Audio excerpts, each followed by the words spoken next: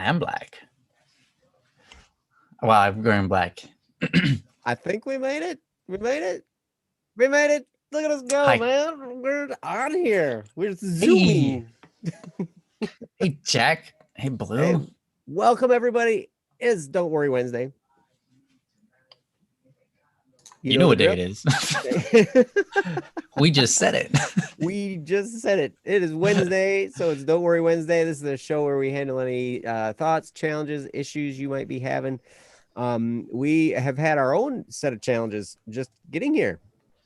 It's been wonderful. It's been quite a journey and a fun time. But we have Jesse back, which is awesome. And yeah, Jesse is the producer of the show. Princess is our chat room hostess, and she keeps us on track in many, many other ways. And yes, I am Joe, and the star of the show is the P. I'm the star? You are the star, man. Okay. Actually, no, you're not. You are the other guy. I'm the Thank host. you. That sounds and right. then the star of the show is the people in the chat. That's right. You guys are the star. Because actually, yeah, without you guys, because you're the guiding light that guides what we have to say. Because without you, we wouldn't even have any topics. So absolutely. But yes, we are not professional therapists, counselors. We're not a substitute for professional counseling. We just want to be your friends. We want to help in any way we possibly can. Jesse just booped us. Does that mean he we're did. not live anymore? Okay. Thanks for booping. Cool. We had it's funny because we've got a couple different chats going on here. We've got the chat for the show, and then we've got the chat for like the production stuff. And so sometimes we get messages. Yeah, usually like, guys, could you talk about something now? Yes. You've been saying that for 15 minutes. Could you maybe move? Now you've been saying it for 40 minutes. Could you move on? You've said that 17 times already, Ryan. No, okay, no one says those things. That's awesome. But at any rate, we are glad to be here. We're glad that you guys are here. How are you doing today, Ryan? I'm doing great. How are you doing? I'm wonderful. Are you? Mm-hmm. Tell me the wonder. What's wondrous about it? You know what's wonderful about today is, did you ever make a really, really good batch of salad dressing? Usually no, because what ends up happening is I get my salad and I don't make a batch. I usually just improvise, and I'm like, oils, maybe a little bit of lemon and, some vinegar, maybe I'll use coconut oil or whatever and make the batch, but or make it right on the salad. I don't usually make a batch though. Okay. So I usually make a batch that lasts like a week. Okay, that's smart. I like it. So yeah, because I generally do like 1 part vinegar to 3 parts olive oil, and then kind of throw seasonings in there and mix it up. And I don't know, this batch that I just made was like so good. Really, really good. I was like, oh, nice. And so what'd you put in it? What are those simple pleasures, Yeah. It's really simple. It's just white wine vinegar, extra virgin olive oil, salt, and pepper. Nice. Yeah, that's actually all. I mean, honestly, that makes a great salad dressing. Yep. I just nailed the proportions, I guess. Yeah, you nailed it. It just tastes extra great. Well, would you use extra virgin? Yes. Is it a different extra virgin than you normally use, or is it okay?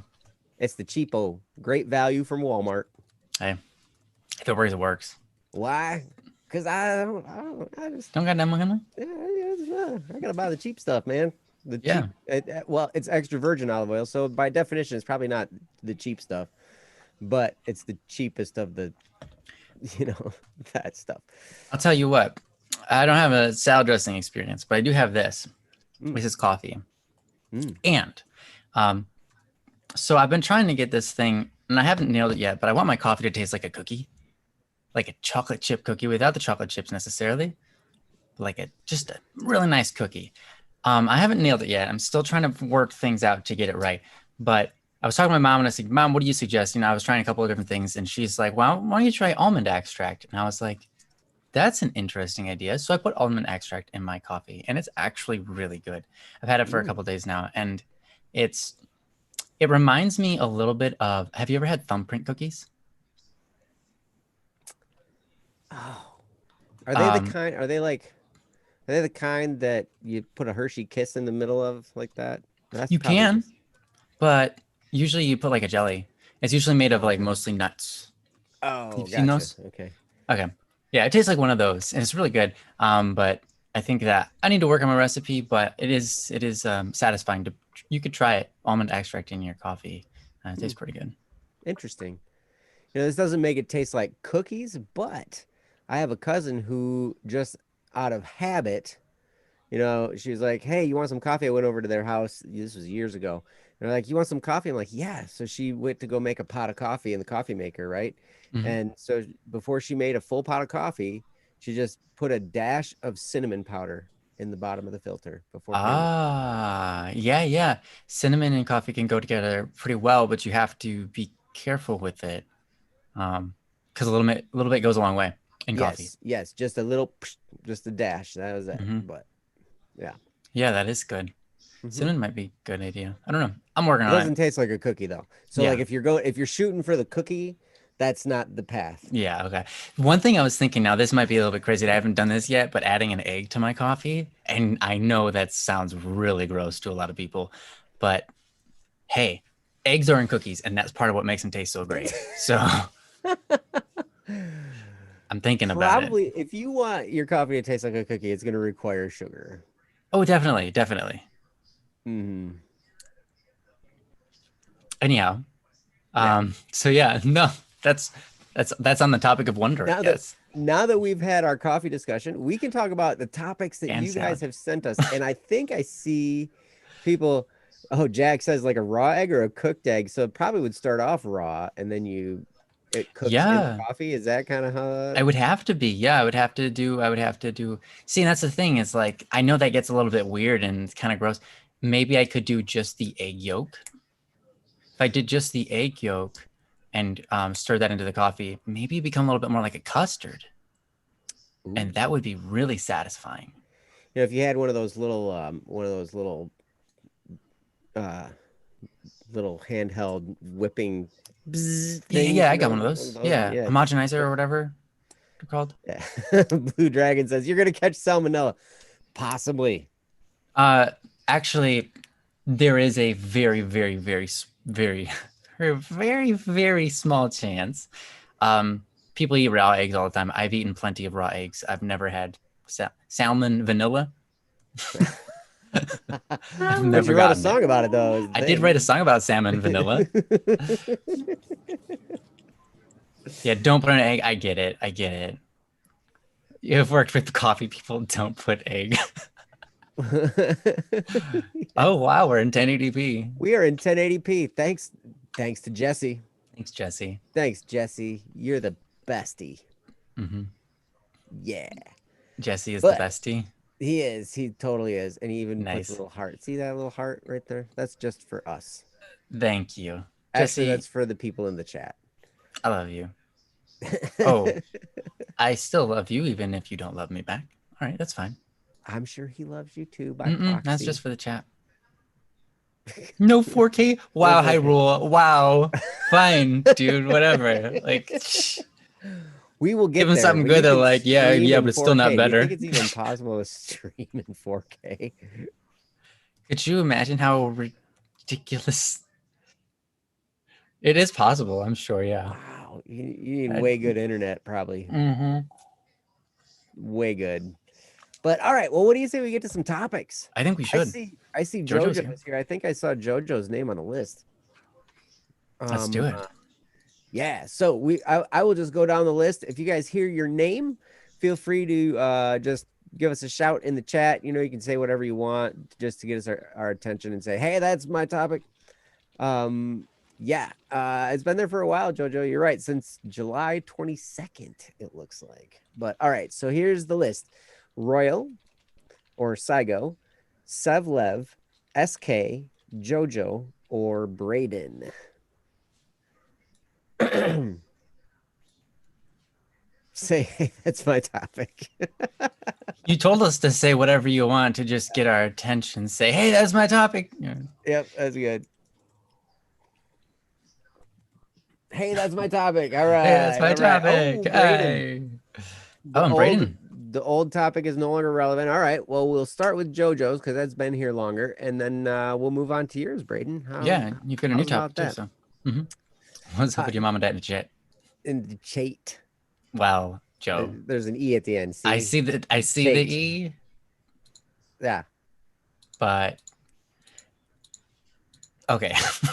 Yes, and Blue Dragon, yes, we could use topics. So if you guys have stuff you'd like to hear us talk about, even if it's not necessarily a pressing issue, but maybe it's something you've heard of people going through or whatever, or just you want to hear us talk about something because our voices are syrupy and beautiful. It could be something, it's like, hey, maybe you could shed some light on this subject or some wisdom of this. What do you guys think about this current issue going on in the world, right? That's all fine. Yep, absolutely. Absolutely. It's not free for all Friday yet. That's on Fridays, but yeah. But all right, cool. So we will start with JoJo's. And yeah, Blue Dragon, if you want, you can just throw that in the chat. Oh, I didn't even tell people how they can submit a topic. Submit it in the chat. You can submit it. Princess put up the details above, but you can put it on bss.studio. You can also send us an email, dww@bss.studio. And if you'd like to remain anonymous, that's probably the best way to do it. You can also reach us on Discord. You can find me or Ryan. There's our stuff, or Princess. We'd all be happy to field your topics. So let us start with JoJo's topic: awkward things from teaching at my old high school. How's that sound? Sounds great. All right. Sounds great to me too. Let's see. Oh, JoJo, your hair is amazing, by the way. If you want to read with us, Princess is going to read it for us, but if you want to read along, she put a little, she did. Both her and all of us put a link there in the chat for you. Yep. Click on any one of those. Princesses would be the best one to click. Like seriously. Yeah, they deserve more points. We get paid the most if you click princesses. Which is the same as just an absolute lie. We get multiple times more money from princesses click. Unfortunately, multiple times 0 is still 0. It's still 0. That's right. Exponentially. Exponentially 0. All right. Clicked all 3. Thanks, Jack. You're the best. Jack, you're awesome. All right. So, Princess, you want to read this for us? I would love to. That's good. We would love for you to. Hey, everyone. Today I want to speak about something which has started back when I was a lot more absent from the community, but recently resurged. Back 1.5 years ago, I was in the middle of my college degree, right before my internship. I got my college degree July 7th officially. Congratulations. Yeah. Good job. But before my internship, I helped out at my old high school to teach software development. Back then, I was 18 helping 14-year-old kids. But at that age, some of the girls get crushes on boys, and some of them happened on me when I was the cute teacher. And usually I was able to shrug them off without any problems because they realized it didn't work. Well, last week, Sunday, I was celebrating with an old high school mate who got his degree this year. And seeing that I had my college degree, we both decided to invite 3 people. At the end, we were with 6 because some fell off, but one person he invited was one of the girls that I used to teach and who had a crush on me. The thing is, it seems she hasn't gotten over this in 1.5 years, from what I know, due to how she acted and responded. The thing is I'm 19 and she's not even 16, so it's far from legal and makes me highly uncomfortable. But I don't know how to make her back off. I tried putting her into the bro zone or acted more like a formal/teacher like, but it hasn't helped. I don't want people to think I condone this or like this because that might paint me in a very bad light. Do you guys have any tips on how I can stop her advances and make her realize that even if I liked her, it wouldn't be legal, and even then, I'd feel uncomfortable? I'm just afraid that I might come off as rude, and I hate making kids feel upset. Definitely that I might help teach again next year. Hope that was clear, and thank you for listening to me ramble. Much love, JoJo. That is a fantastic topic. Oh, wow. Yeah. and I'm proud of you for sticking to your guns there, because yeah, there's all kinds of, like, walking through that door could create lots and lots of hurt for all people involved and many people surrounding the issue. So yeah, I mean, I'm sure Ryan, I mean, he probably will say the same thing I'm going to say, but I'm going to turn over to him first because he gets to go first. And I I can't wait to see if what I'm thinking and what he says. I'm curious of what you're gonna say. I'm Really? curious about what I'm gonna say. Okay. Well, Yeah. I'll let you go first, and Thanks. then and we'll see. Yeah. Jojo, this is actually an extremely relatable topic to me. As you would suspect, I've been hit on by girls much younger than I many times. Even when I was Daily. like, not daily. The heck, man. Okay, 2 times a day. Fine, Which whatever. is No, more just than kidding. daily. No, a minute late. No, just kidding. No, it's interesting because, like, even when I was, I don't know, I think it was like when I turned 16, I had this is gonna sound ridiculous. But I had girls that had crushes on me that were only in like first grade, just because I was friendly, you know? And I was like, this girl doesn't even realize what's going on, you know? And then, eventually, as I became a young adult, I've always been around a lot of younger people. And from time to time, they have crushes on you. And it's just natural. It happens. It's normal. It happens. Um, and it puts you in a really awkward position when, like, for example, um, I don't want to get into too many details, but I've been like, I don't know, a couple of years ago, I was hit on by like a 13-year-old, right? And she was really upset with me because, well, basically, she's like, I'm so alone in the world and nobody loves me. Nobody wants to, you know, touch me and so on, right? And I was like, look, like, that's not something I can do. And your life is incredibly more valuable than that experience, right? And that's something I had to kind of explain. And it's kind of weird to be put in that position. As a teacher, right, you have this job to be professional.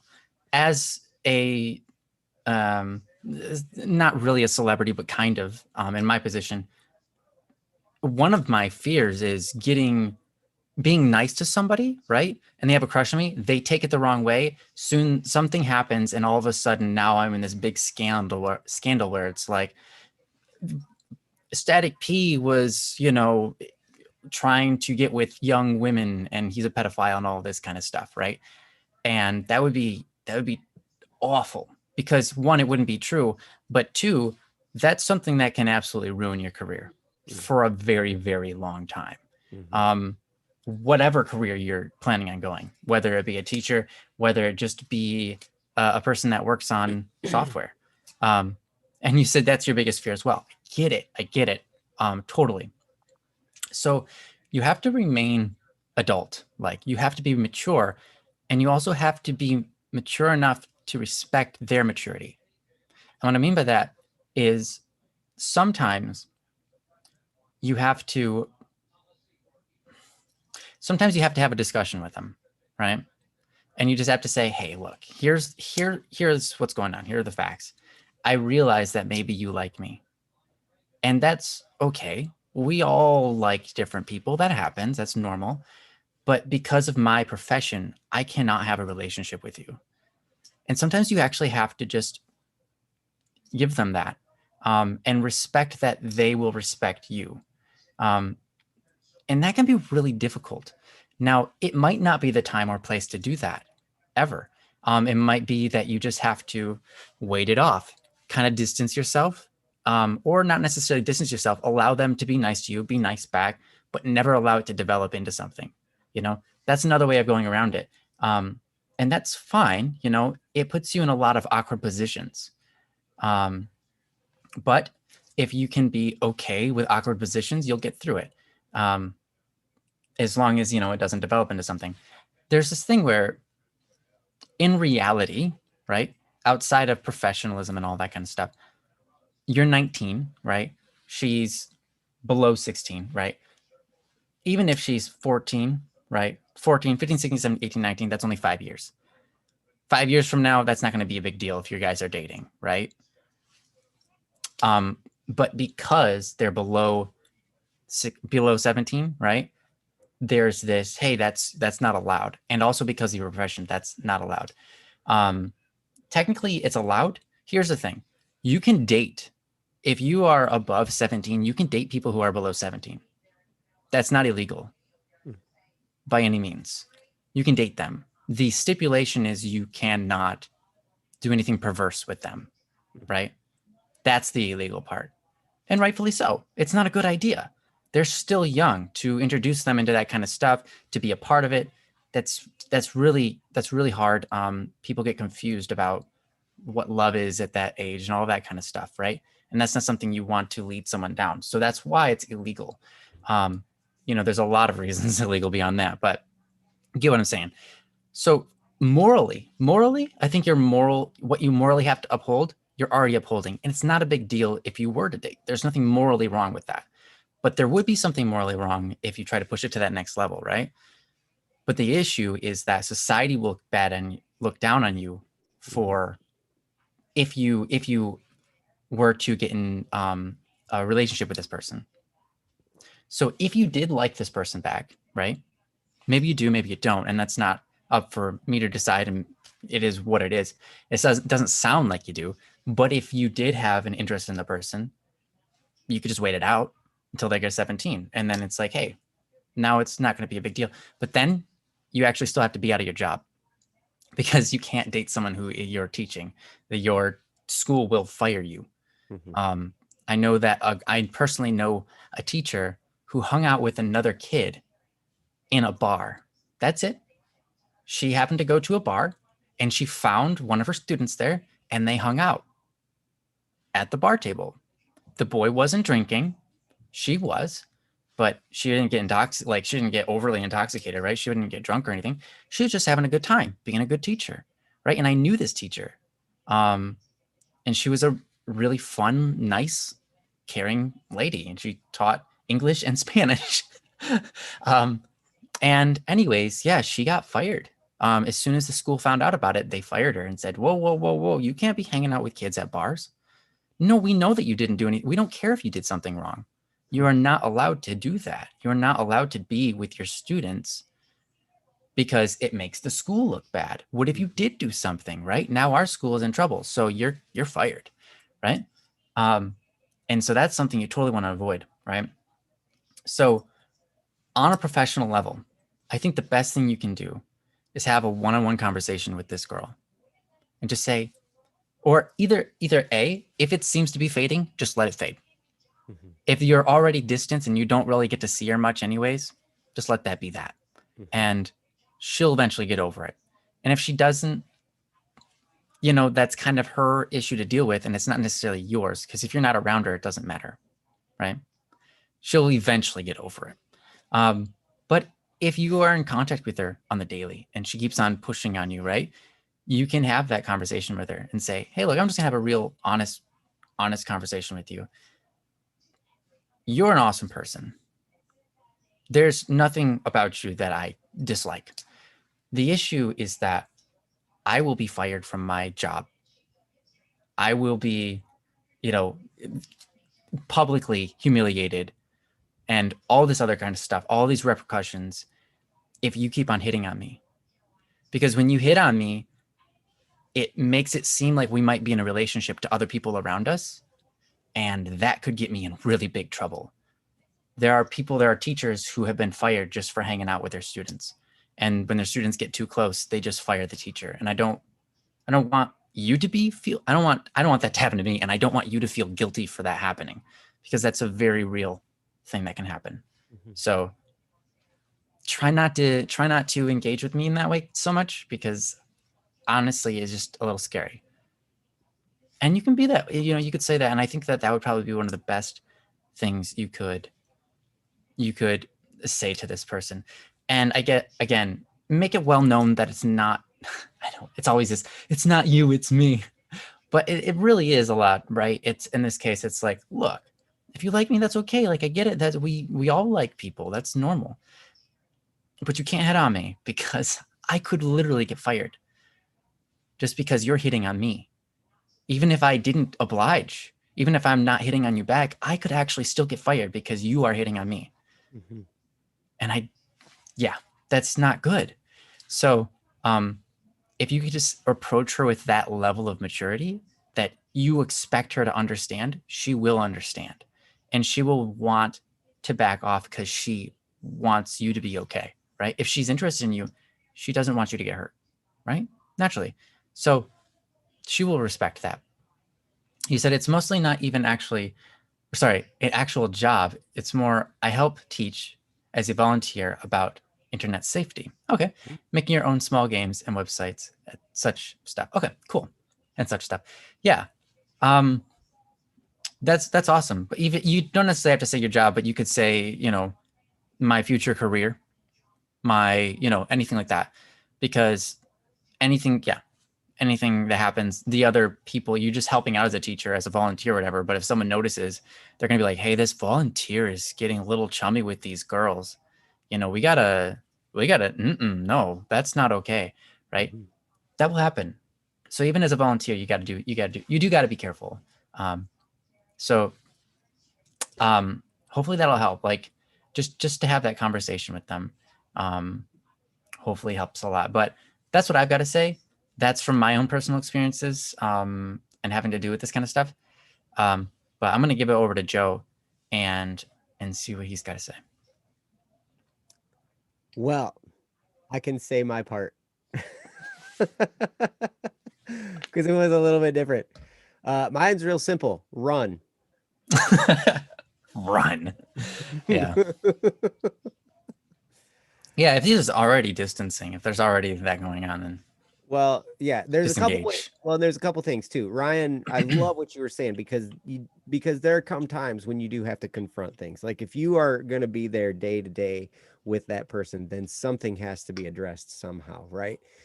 And maybe before you even address the situation with the student, you might consider speaking to your boss, the person who's in charge of you, and ask them. You don't have to tell them all the details and stuff, but just ask them. Say, hey, I think that this type of thing might be happening. You can even keep it real low key and just be like, I don't know if I'm reading this situation wrong, but it seems like this student is hitting on me. How should I handle this? That's a great You know, idea. and talk to your superior, because what that does is you are the first one to talk to the authority about the situation, rather than you trying to handle it on your own, and then maybe she gets miffed because you diss her or something. Maybe she might get upset and then just go yelling, and be like, oh, he's hitting on me. And so like, because Yeah, you never know what's going to happen there, like, because that's so true.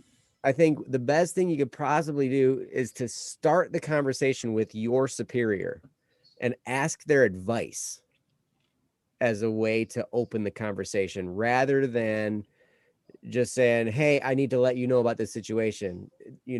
Like, instead say, hey, this might be happening. How would you handle it? Or how would you advise me to handle this? A couple things are going to happen. One, you're going to gain a lot of respect from that authority figure, because for like, we always respect people that ask our advice, Yeah, absolutely. That's the way it goes. because we're always just like, oh my gosh, this person considers me, like I'm smart enough to handle this situation, to help them, and so it's very honoring, and it's very flattering, and it's humbling in a way, to receive that. And we feel that way about all of you when we see topics come in. It's just like, it's such an honor to have you guys, ask us these questions, because it's amazing feeling. But at the same time, what it's going to do is it's going to open the subject. So then it's not a surprise if something happens, right? It's not like, and I'm not talking about you acting on something and doing something wrong. I'm saying if the situation escalates, then it's already planted in the back of this person's mind. And you were the first one who said something. Mm-hmm. So the first person who says something usually gets like the benefit of the doubt, really, right? I mean, that's kind of generally the way it goes. Yeah. And if like the student brought it up first, the teacher would be like, why didn't you tell me? Why didn't if you didn't bring it up to him and they found out about it, they'd be like, why didn't you tell me this was going on? Right. I could Exactly. have helped you or whatever. Otherwise, you'll just be you'll be the victim for sure. Yeah. So ask their advice in this situation because they're the ones who are going to be firing you or keeping you on in the long run. And so if you ask them what to do and you do what they said to do, you are a lot safer from, being let go or whatever, because you're only doing what you were advised to do by the person who's in charge. Right. So that's going to be helpful. But then, my other piece of advice is run. And I don't mean like stiff arm the person and like, run away literally. But I am saying distance yourself. You don't engage. Yep. And you don't have to be rude. You don't have to be mean. You don't have to be like, all like, well, I can't talk to you because this, or the way Ryan, if you have to address it to her specifically, the way Ryan said to do that is golden. Go back and listen to this again. If you have to do that, like that is hands down one of the most relatable and easiest ways to let somebody down in this situation, right? Because you're gonna have to let them down softly, and that, man, just straightforward, honest, calm, and loving, and it allows them to have dignity, right? If you have to do that, that's the way. But I would just busy myself with other stuff. If it means hanging out with different people, then I'm hanging out with different people. If it means just being a hermit, well, you know what? I'm a musician. That's pretty easy for me. But we all have stuff that we can do, that we can lose ourselves in, that we can, we can socially distance. We've been doing this now for months, right? We've been social distancing. This is a good time to do that in this situation with this particular person. And if that means that there's a whole group of people that you kind of need to distance yourself from, then maybe you're going to have to think about that. Maybe. I don't know. I don't know the specifics, but either way, before it goes any further, the distance is going to be key. Now, I take this isn't my particular advice. There is a really, really good book called The Holy Scripture that basically says this over and over and over again, to flee temptation. And in this case, it might not be temptation right now, but it's still, there's temptation there, and it's going to lead to a whole world of hurt if you move anywhere close to that line, right? The temptation might even just to be like kind of person's like, I don't want to let anybody down. I don't want to make anyone hurt, So I'm gonna, let this person have their way to a degree or whatever, just to appease them, just to make yourself look good and that kind of stuff, or whatever it is, You don't want to be, no one wants to be the bad guy, but you're not the bad guy if you hurt somebody's feelings. Right. That's just a consequence sometimes of being true to yourself or being true to what's good. Sometimes love hurts, sometimes the truth hurts, sometimes the good things hurt.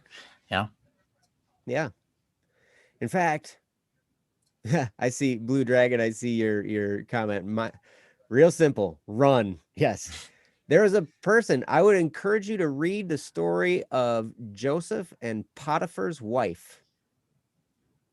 Here's a person who actually literally ran because she was coming on to him. Yeah. Nice. Joseph was in charge of this guy's house. This guy's wife really liked him. She kept coming on to him. He was nice, but didn't do anything. And then finally it was like she came on real strong, and he ran and he left his coat. And she got mad. She had his coat. She told her husband that he was coming on to her. He was a very powerful man, put him in jail. Right? Kind of a pretty commonplace for this guy. He found himself in jail a lot for, and not for any good reason. Not for good reasons. Yeah. But so even still, that's why I would highly recommend talking to your superior soon if it looks like it's going to continue, because if there's any chance that you might offend this person through letting them down and rejecting them, they could easily turn around and lie just to get back at you. Yeah, totally. And then you end up in the same place, which would be without a job, your reputation's hurt, all that kind of stuff. So to let an authority person know about this now would be a really good idea. I don't know if things would have been different for Joseph if he would have gone to Potiphar and said, "Hey man, you got to keep your wife under wraps, dude. Something's going on. Like she keeps hitting on me." I don't know. But then back in those days, he'd probably just beat her or something. I don't know. Yeah, but who knows? And plus that also might have just got him killed. Like, you're accusing my wife of this stuff? Right, yeah. You're dead. That's true too. Yeah, I guess you're right. Who knows? But this, you're not dealing with this person's wife. You're dealing with their co-student. So right, exactly. This is a little bit different situation. So, but that's what I would probably do. And yeah, I really like the advice of just reaching out to your boss and say, "Hey, look, this is kind of going on. I'm not sure. This is kind of how I'm reading it. I could be wrong, but what would you do in this scenario?" Mm-hmm. Like that. Yep. It endears you to your boss. It's not being a suck up. It's addressing a real potential issue. Yep. And it's getting advice directly from the person who has that power, who's going to make the decision to fire you or not, and whoever that person is, or if they're a few steps up the chain of command, talk to your direct superior or whatever. Right. And I would go the route, like I said before, I would go the route of asking for their advice rather than informing them of a situation, because then it'll make them think and it'll make them go, "Oh." Yeah, it actually does a lot of things. If you inform them of the situation, it could still be turned around to say, "Hey, like, no, you're the bad guy here," right? If something bad does happen from all of this, right? If she tries to spin around. But if you ask them for their advice, the chances of them being on your side increase like crazy, because you've gained their respect. If you let somebody think that they're smart, they will respect you because they think they're smart. It's like, "Hey, I'm a smart human being and someone came to me for my advice." That means they know I'm smart, which makes them smart. So yeah, we're on the same team, we're on the same side. So asking them for their advice, I think is absolutely the move. Mm-hmm. Yep. So anyway, that's what I got. Ryan, did you have anything else? The only other thing I thought was interesting, there's an anime I watched about this, believe it or not. This was a old anime. I think it was released in the 80s or maybe 90s. And it was about this young boy who, not young boy, but like young adult, probably 18, 19. And he becomes a teacher. It's a ridiculous story because the teacher is an all girls school academy and he wants to teach there, but he's a man, so he's not allowed to. And so he gets into this group of people. The place he's renting a house from hates this school because the person who used to own the school was like the old lady's husband. Anyways, she hates it because they've turned into an all school, and she's just like, they're so like, teachers need to be motherly. Men are terrible people. There's no such thing as a good man teacher. Like, and so they propose this huge elaborate scheme where this young adult dresses up like a girl and he goes to teach there, and he he successfully gets interviewed and all that, and he starts to teach at this all-girls school as a guy dressed up as a girl, and all of the girls love him. Like they're the best teachers they ever had, and it's because he brings his, I guess you could say like masculinity. He brings his father's touch to it. This more playful aspect, the the kind of roughhouse, rambunctious side. But the girls love him, right? And it ends up that they kind of figure it out. One of the girls falls in love with the teacher, and he kind of falls in love back, and they don't know what to do about it, right? And so what ends up happening is at the end of the movie or end of the series, he just rides off on a bike. I'm out of here. I done messed up. And he leaves. And I remember watching the ending of that, and I'm like, that has got to be the worst anime ending I've ever seen of all time. And then I was like, no, that's the best anime ending I've ever seen in my entire life. Because honestly, what is the best ending there? It is to just go, holy crap, I have done some terrible stuff now. Like, I just got myself caught up in this romantic relationship with this girl who doesn't even know what's going on. She thought it was a girl. She thought weird things. And then she realized I was a guy and she was still interested in me. And then I'm like, wait a minute, I need to get myself together. I can't be a teacher. There's so much I need to learn about humanity before I can do this. What am I thinking? And he just rides off on a bike. And that's the end. He goes to a different town and never comes back. And I'm like, yeah, honestly, that's kind of like the appropriate measure at that point after you've done all that. But yeah, it was kind of interesting. But I actually thought that was just a funny thing to add in here. But anyhow, doesn't maybe it'll help you, but it is just funny.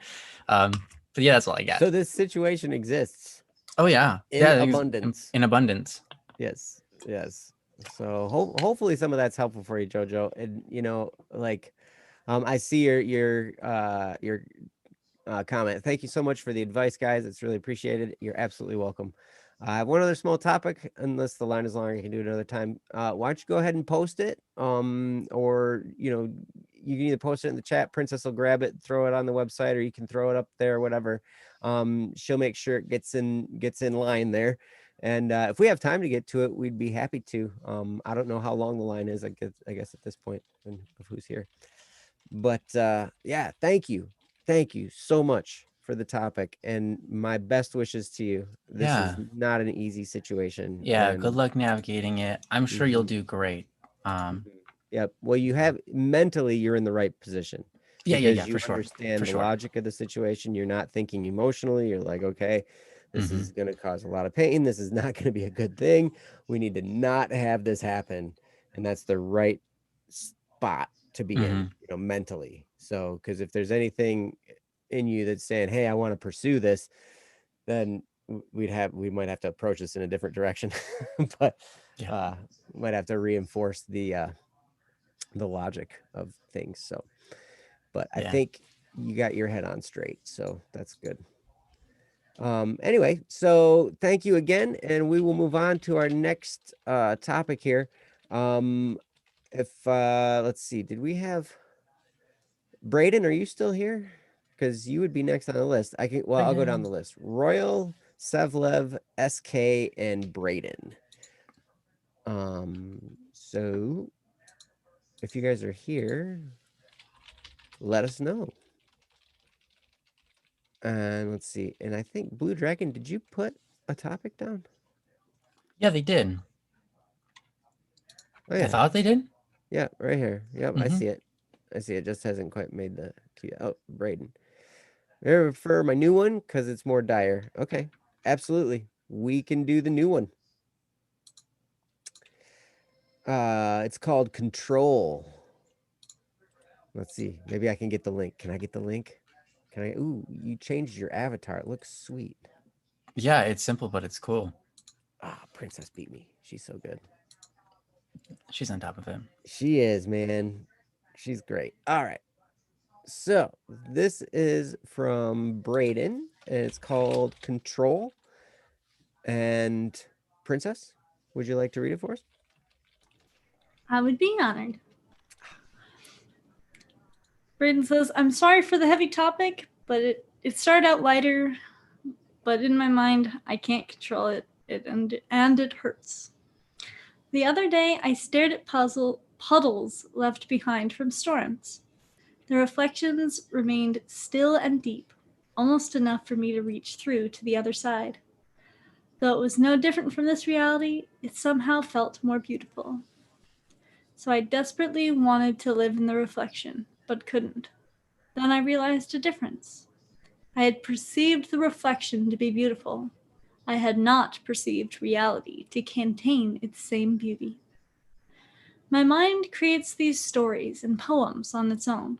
It creates a beauty I so desperately wish to share. But it's this desperation to portray it in the correct way that leads me to never finish it.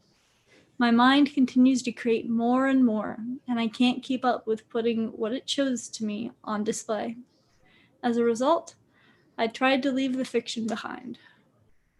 It seems as if the stories I create are the only place I have control. But it's weird because I'm not really in control, am I? After trying to abandon it, it just haunts me. The things that I created still stayed and wouldn't let me go. The stories were indeed somewhat of a release. I take all of the hate that I have for what I'm not and for what reality is, and I confine it in the walls of the story. I trap my negativity within the borders of fiction, and that's how I contain it.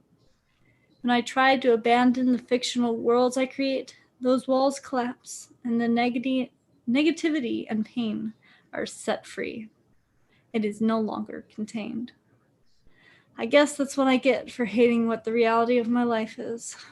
I tried to make my life into an interesting story so that I didn't become bored and slip into a depressive state.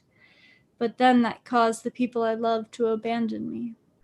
To cope, I ran off into the worlds I created, purposefully losing myself in them, and lost the knowledge of how to deal with reality other than to retreat into fiction. Maybe my mind knows that the stories are its only defense mechanism against negativity, and that's why it creates and creates against my will. Either way, the constant creation leads to that defense mechanism to then become just as stressful as the original problems at hand, if not more. This isn't the only problem either. My mind is just constantly active, and I can never put these thoughts to rest. Does anybody care about me? Would it really matter if I was dead? Am I worthy enough to even be given a chance by God? Will God, too, abandon me and turn away for not being good enough? For my mistakes? I want to be good enough. But can I even be good? If I ever feel good, then it's like feeling something's wrong, and I slip back into that bad place. I only seem to feel normal in the depression, in the anxiety, in the cutting, in the wishing I was dead. I know it shouldn't feel normal, but it does. It feels like the voices in my head all screaming at me to harm myself because I'm not worth it, and the screams keep getting louder and louder. There's so many things in my mind, and it's all so chaotic and so painful. It hurts in ways I can't express, which makes it hurt more.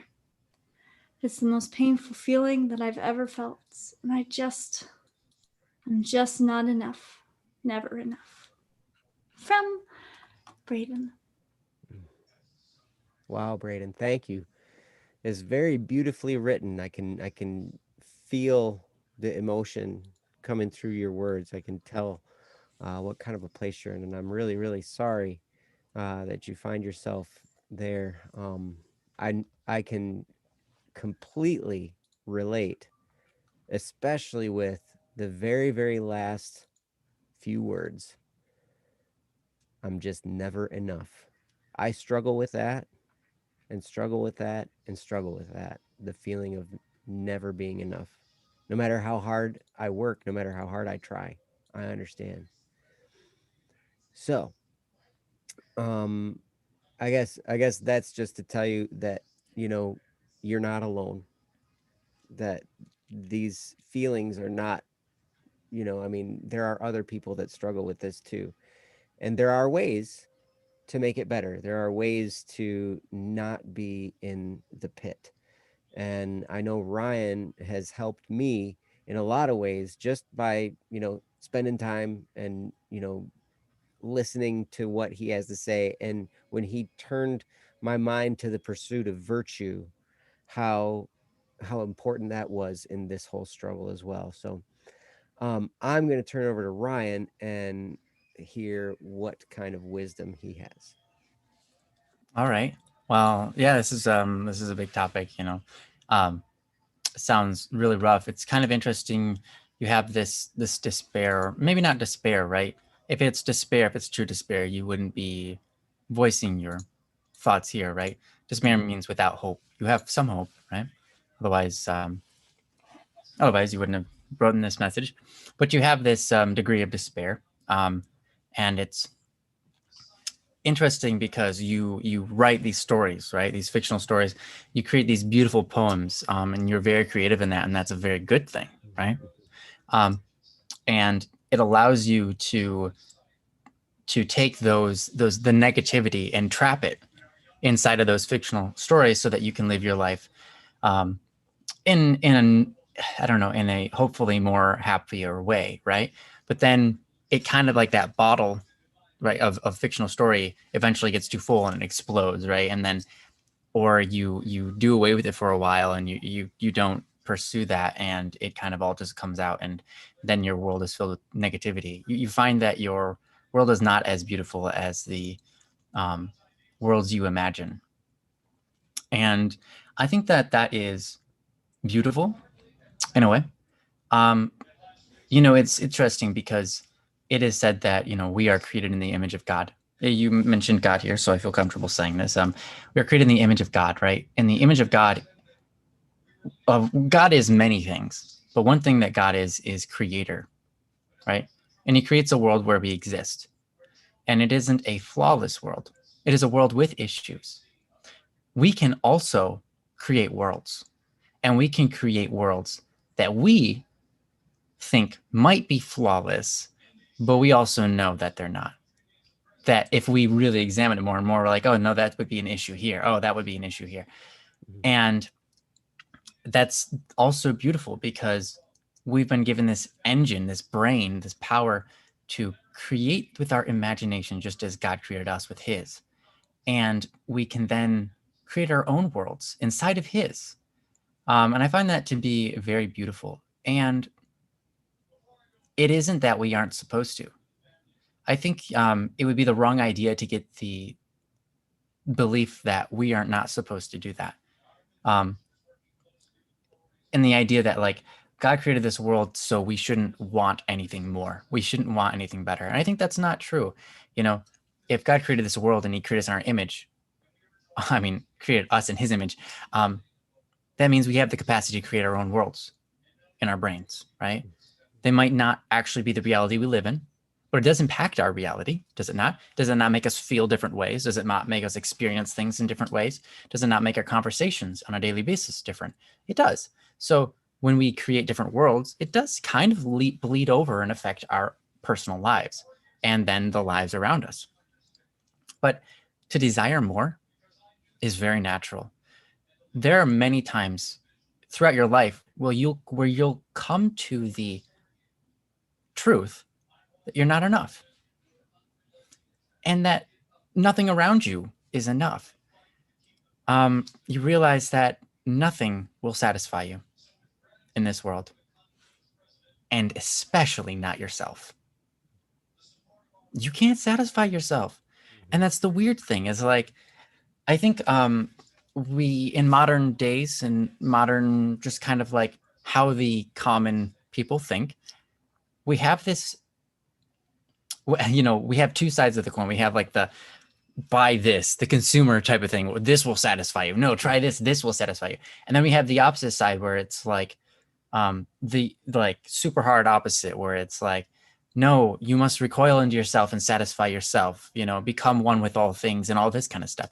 Mm-hmm. And I think there's truths to both sides, but in the end, nothing satisfies us. you can be satisfied for a period of time. I think reflection is really important, and you need to understand yourself. I think wanting things in reality for yourself is a good thing. That is part of it's part of the engine of humanity, the part of the engine of all animals, and the way that they move about their lives, and their will to survive, their will to be healthy, and our will to create new things and to help other people, right? This desire is a good thing. But yes, in the end, it can never be satisfied. And I think you can go through Ecclesiastes and just read Solomon's everything is vain, literally everything. He's the king. He's the wealthiest man to ever live in all of existence by a lot. He has everything. He has the power to get anything. And he's like, nothing satisfies me. All of this is in vain. And it's like, that's just the reality we live in, no matter how. I think one of the things that's interesting too is the more wealth we accumulate, the more comfortable we are, the more time we have to realize that it's so much stuff doesn't satisfy us. But when we're in the conflict of survival, when the human is like, we don't even know, we can't even get toys. Like, what entertainment? What is that? We don't have time for it. We're just trying to eat. We're just trying to hunt for food or whatever it is, right? That desire, that emptiness actually goes away. That sounds weird, doesn't it? The more you have in your life, the more you recognize your emptiness. The less you have in your life, the more the emptiness isn't a problem. Suicide rate is higher than it's ever been in mankind. Comfortability rate is higher than it's ever been in mankind. And there's a correlation there. And that's a really interesting thing. I think that is, there's a lot more you could probably milk from that idea and think about. But ultimately, if we think about humanity, we can go, okay, nothing in the end, nothing satisfies us. We always want more. Things are not okay. Reality is not perfect. There are many issues. And there are many things I do that I don't like. I don't satisfy myself. I'm not satisfied with who I am. And that's normal. That is part of being human. And I think that that's also beautiful because, again, as it states at the end of Ecclesiastes, as I think it was St. Augustine said, nothing satisfies us but God. Nothing can fully satisfy us but the one who made us, who knows us. And until we can encounter that, we will remain unsatisfied. And that's okay. It's okay to live a life where you're not happy with everything. It's okay to live a life where not everything is perfect. It's okay to live a life where you're questioning whether you're good enough. Because that's part of the human experience. In the end, if you tried, that's important. That is actually important. Because that makes a difference. It makes a difference to you. It makes a difference to God. It makes a difference to others around you, right? Even if they still remain unsatisfied, no matter how much you help them, right? It still makes a difference. Maybe in that moment, maybe in 3 years, but ultimately at the end of their lives, right? When they pass, ultimately when everything is made known, right? When things come together and it's like, oh, okay, this is where the world is shaped to. This is how many people, got to go to heaven or whatever because of your kindness, because of your good deeds, etc. I think that stuff's important, right? But here's the thing. Peace is an important thing. Peace is understanding and being satisfied with where you are. I think it's kind of weird to say, but you can be satisfied with being dissatisfied. As soon as you realize that it's okay, it's satisfactory to not be perfect. It's satisfactory to not live in a perfect world, to not be in a perfect body, to not be a perfect human being, and to question if I've done good enough, right? if you can realize that in the end, it's kind of okay. It's just because your pain is a cost, but all cost is to get something, right? When you go to the store, you pay the price for something. You every item has a cost, but at least you get that item. Mhm. In humanity, we pay the cost up front a lot of times. We invest for something greater in the end. And I think that we do that in almost everything. We do that in economics. We do that in our relationships. We do that in our faith life. We do that in like everything. We invest. We pay a price up front for the good things. And to be okay with the fact that reality might not be so great all the time. I think it pays off to be thankful for what you can find that's great. Spend more time thinking about that, but ultimately to just be okay with it and say, you know what? It's not a perfect world. And I'm okay with that. And I know that's really hard, but if you can get there, you'll have peace. And then realizing that it's not a perfect world will no longer hold you back. It'll only make you go, okay, it's not a perfect world, and that's fine. And it won't ever be, no matter what I do. No matter what I do, it's not going to be a perfect world, period. And I'm not going to be a perfect human being, no matter what I do, no matter what I try. The key is to go, not be despairing in that and say, no matter what I do, it'll never be a perfect world, so why even try? The key is to go, it'll never be a perfect world, so it's okay to mess up. And it doesn't mean whatever I do is pointless, right? It means that there's infinite room to improve because there's no such bar as perfection, right? So instead of looking at it as, I guess, instead of looking at it and saying, I'll never be enough, you can look at it and say, I can infinitely improve. Right? It's the same thing. It's just the other side of the coin. And it's true. You can always improve on every aspect of your life. There's always a way to get better. There's always something new to learn, something to get better at. And that's beautiful. If you look at the world, there's always something to improve. And you get the ability, you get that so awesome gift to do that.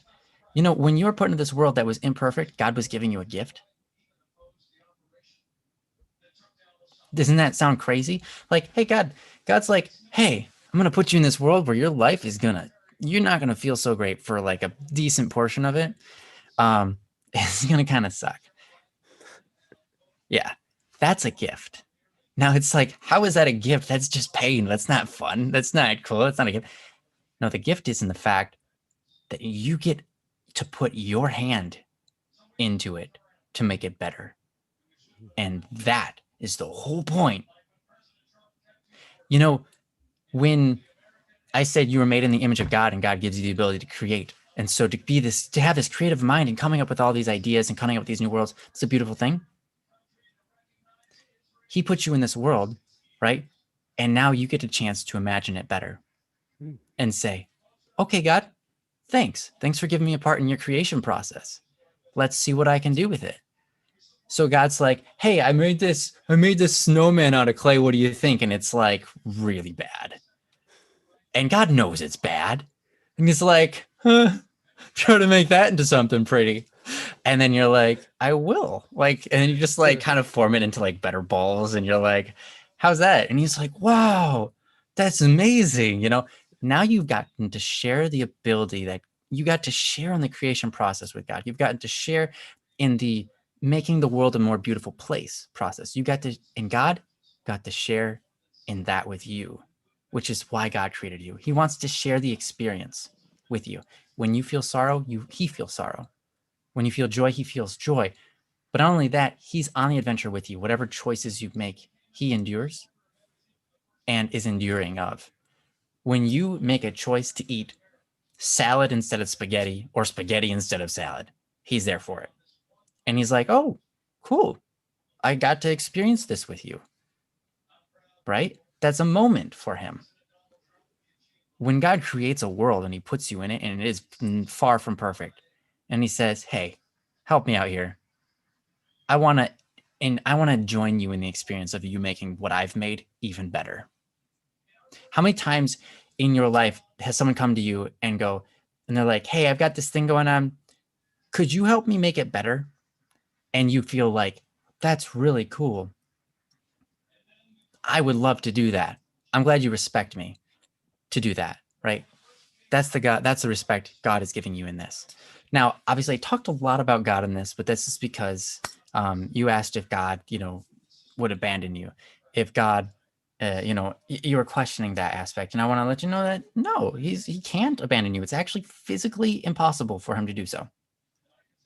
And it's also mentally impossible for him to do so. And it's also morally impossible for him to do so. Physically, because the whole world exists because of him. If you were to stop thinking about it, it would cease to exist. But morally, because he is invested in you. The whole point of creating you is to be with you and to enjoy whatever you enjoy with you. And part of that is having that creative mind and experiencing the world in whatever way you do. But I encourage you to try to look at this world a little bit different, saying, yeah, it is not perfect. I am not perfect. The world is not a perfect place. God, thanks. Let's see how we can make it better. Let's see how we make it better. Now it's a project between me and God, the creator of the whole universe. That's epic. That's not just, me going off and doing my own thing. You realize you going off and doing your own thing is actually just you doing something with God.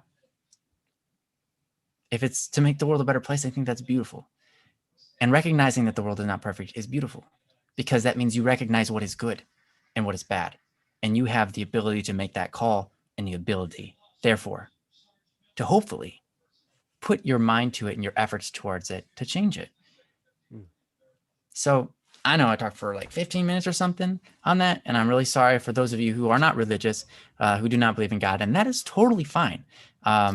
That's A-okay. The thing is, like, there's truths in all aspects of life. No matter what religion you are or not of a religion, there's a reason that it upholds, and that's because it has truth in it. And I think we all can learn something from each other. So that being said, I just wanted to apologize if any of you were offended by that, but I'm going to move it over to Joe. We'll probably have a lot better things to say and a lot faster way of getting there. But I hope that I sincerely hope that Have you heard me talk before? Yeah, no, I'm just kidding. I'm just trying to say stuff, that makes you sound better than me, because that's the truth. You are. No, anyways, I hope that, I know it took a really long way to get to where I was, my ending point there, but I really hope that that does make sense. And that you could follow with me along that. And that it helps change your mind towards what you're currently facing.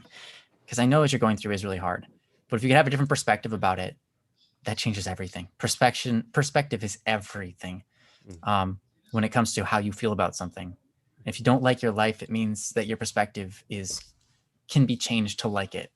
It's just a matter of, the way you view things. And I hope that that really helps a lot. But anyways, yeah. Joe, take it away. I will. I'll take it. Take it away. I'll take it somewhere. Take anyway. it right away. Throw it out with the rest of the garbage. What? Your advice is totally not, and neither is this topic. So we can just leave the garbage issue away. What if I wanted to talk about garbage sometimes? Well, garbage is great.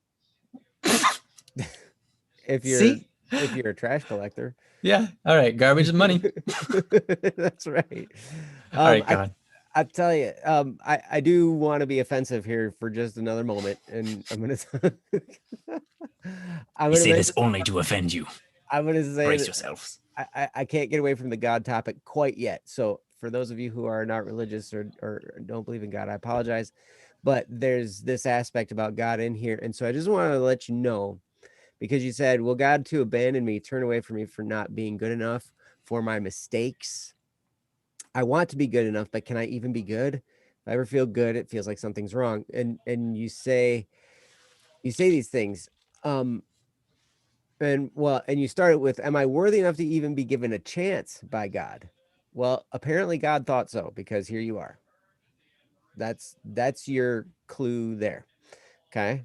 So I'm just going to use some logic here. So yes, you are worthy. And like Ryan said, no, God cannot abandon you. The reason, I mean, you always hear people talk about, okay, some people are, going to be saved, some people are going to be damned. There's going to be all these disparity of different types of people, whatever.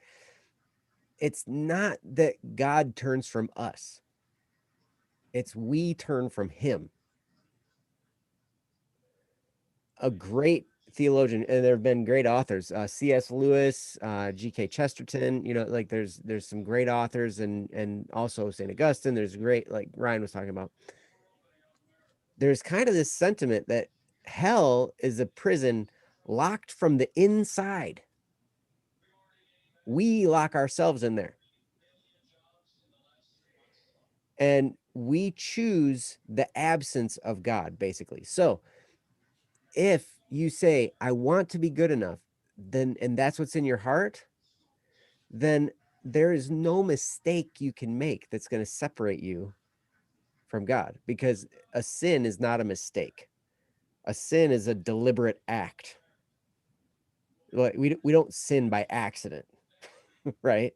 Like if we do something wrong and it's an accident, but our heart's in the right place, well, then God's not going to count that against us, because we're we're ignorant, right? He doesn't count ignorance against us. Now, I didn't necessarily think this throughout my entire life. I had to, learn some things in order to get to this point. But we turn from God. It's not God turning from us. So if your heart wants to be close, then he will not abandon you. Now, it might feel like it sometimes because the things we want aren't happening, but that's just us. Maybe there's something we need to learn. Maybe there's something that, we have an obstacle put in front of us because, we're supposed to figure something out. Or like Ryan said so beautifully, maybe there's a problem in the world and one of our purposes is to fix that. Maybe that's why we're here. I remember I used to listen to a lot of speakers, a lot. And there was, oh man, I don't remember who said it, but I remember they're listening like, to all those speakers a lot. one of those many speakers that I listen to a lot. Maybe the thing, okay, so a big pointer to what your purpose is here. Think of what makes you the most angry in this world. What situation that's out there ticks you off the most? And maybe you're here to help fix that. And I love how Ryan put it. This imperfect world we live in, it's a blessing, because look at how much stuff that we can have a good impact on. Mm-hmm. And we can use our talents to do so. I'm a musician. Like I can, play music. I can write music. There's different things I can do that hopefully will enrich other people's lives through music, that hopefully can help, however, right? You, Braden, you write stories, it says in here.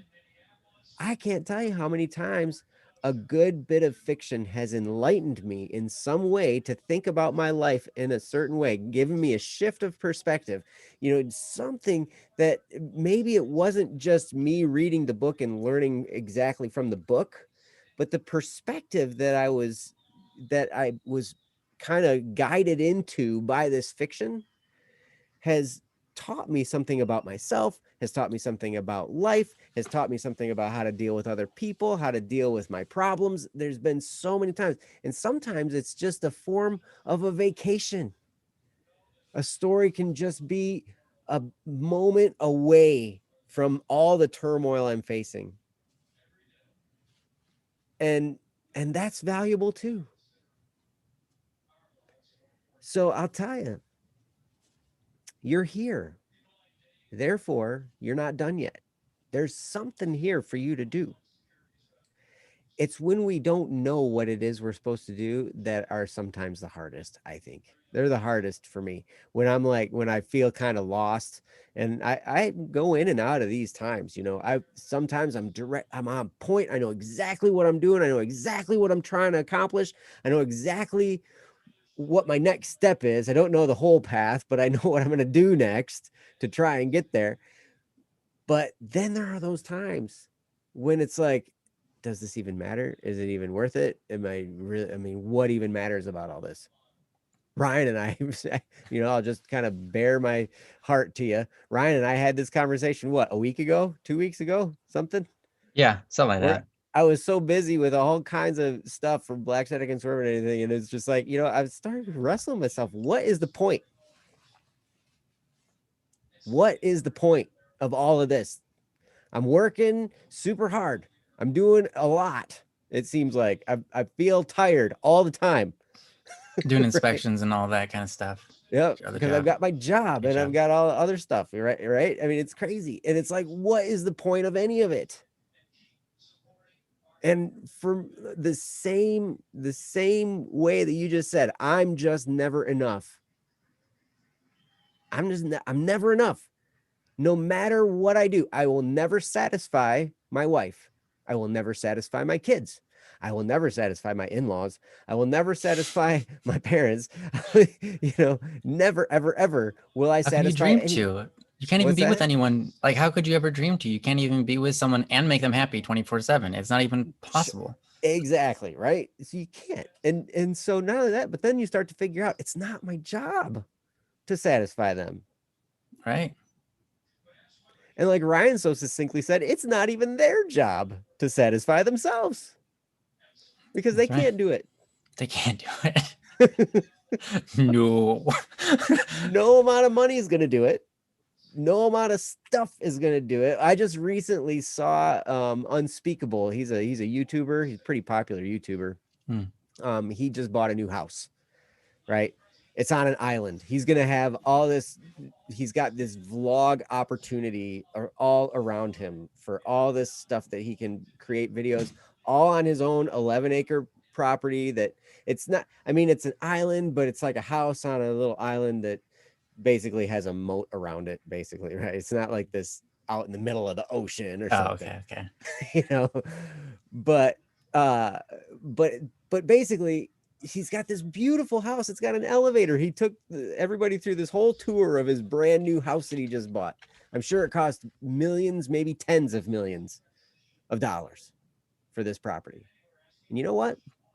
That's not going to satisfy him.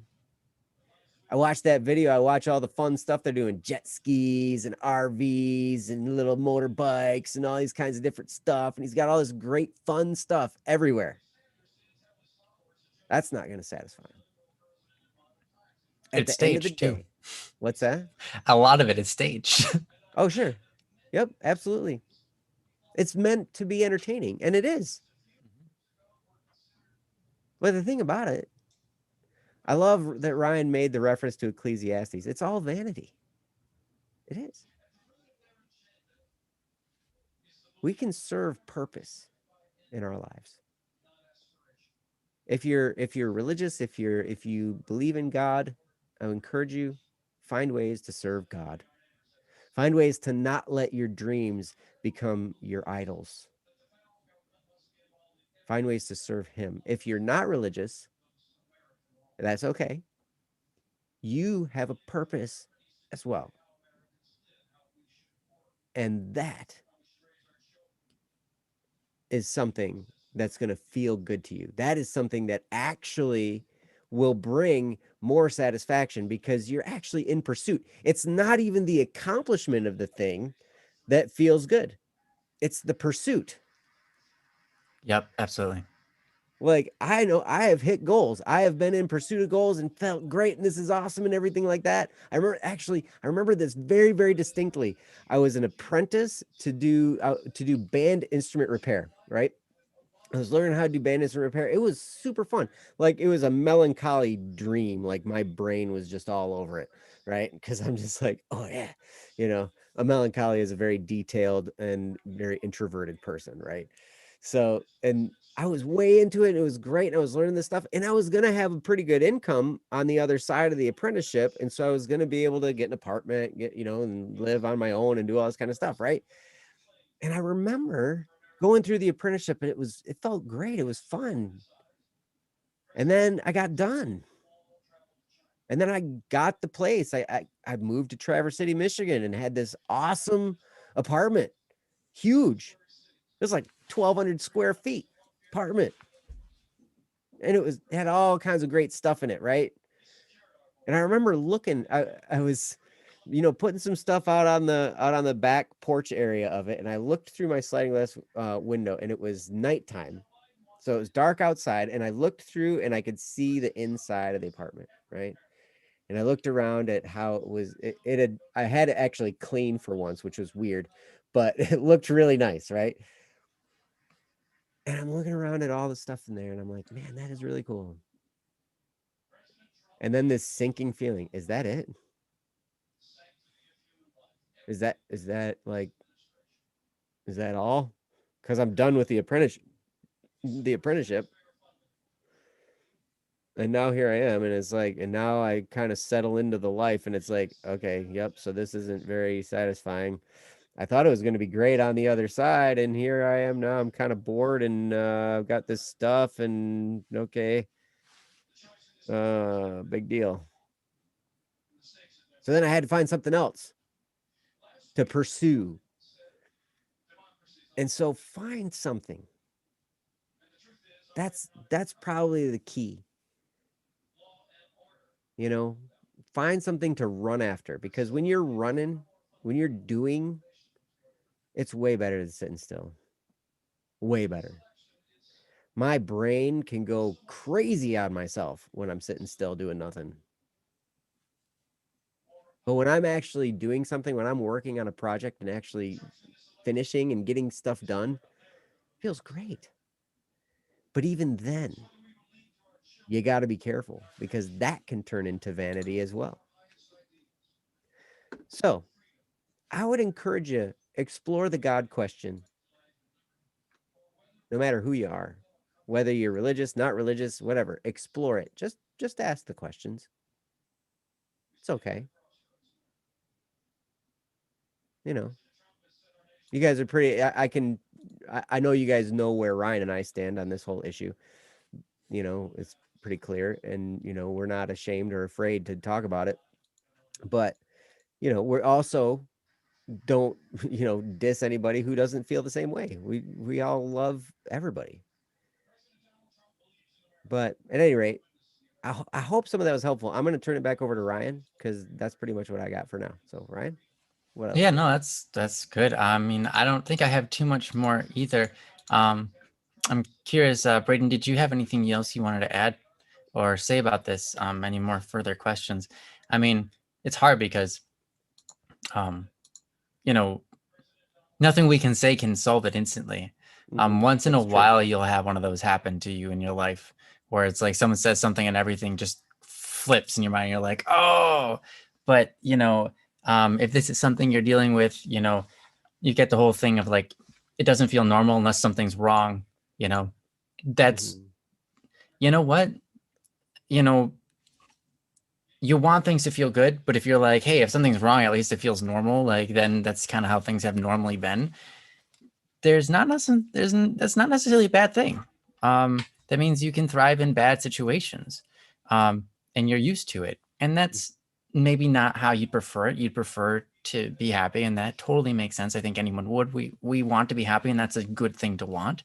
Our desires drive us towards good things like that. But I think that also, if you look at the lives of some of the most incredible people we've ever known, we know them through their trials, through their hardships. If you look at anybody who's got this crazy, awesome success story, usually it involves a lot of hardship, a lot of pain before the success. And we don't revere them for the success. We thank them for the success, but we revere them for their troubles. We revere them. We honor them for the difficulties they've faced and the challenges they've gone through to get to the point where they've had success.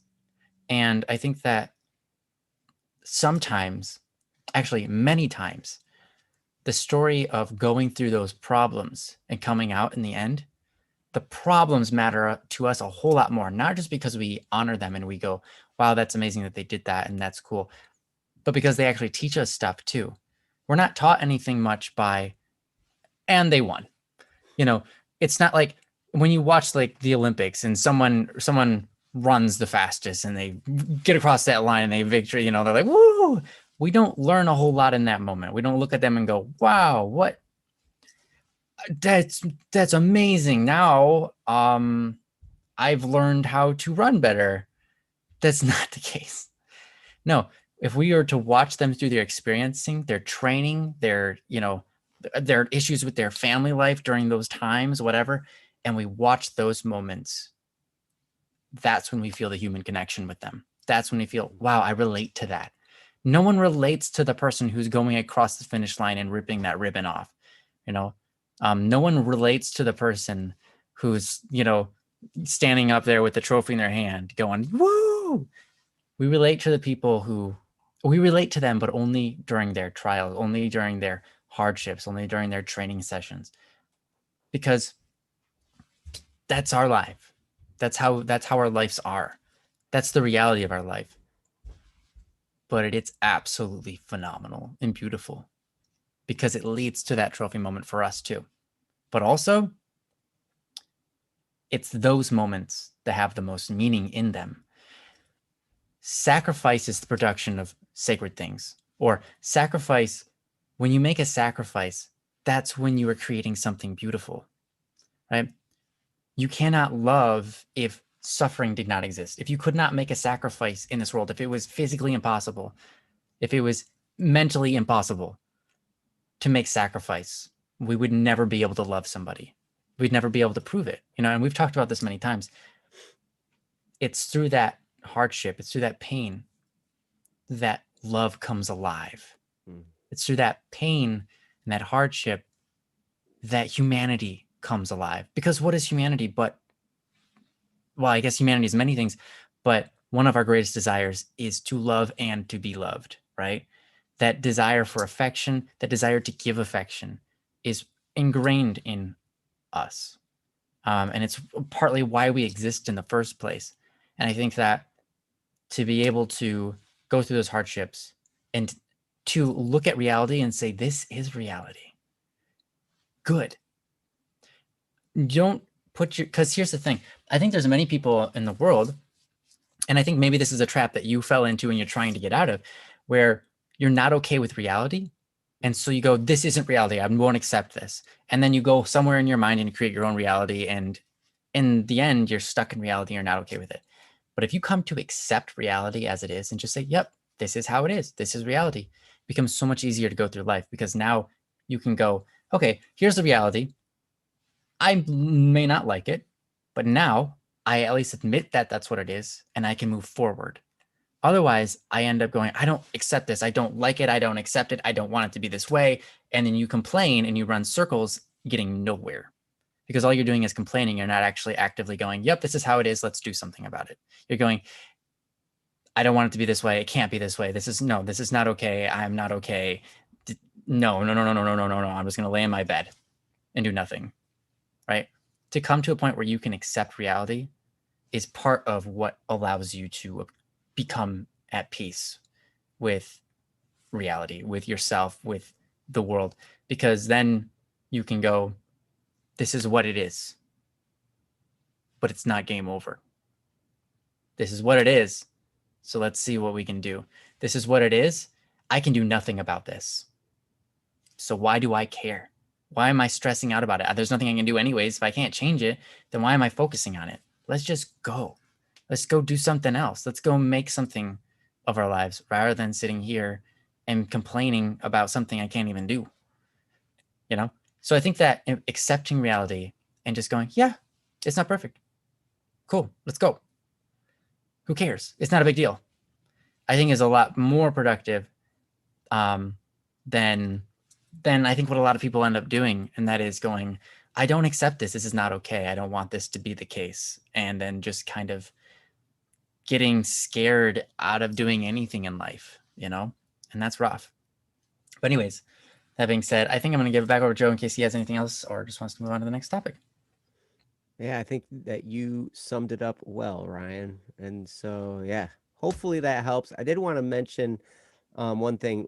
If you find yourself stuck and you can't get out, I know in my case, when I was stuck in a very depressive and despairing time, I needed to see a counselor and somebody who actually did this, who had been trained, you know, to listen to my stuff and to actually, you know what route I needed to take in order to get out. There are people who are trained in this way. And so if you find yourself stuck, remember, like we said at the beginning, we're not professionals. We just want to help, maybe give some perspective.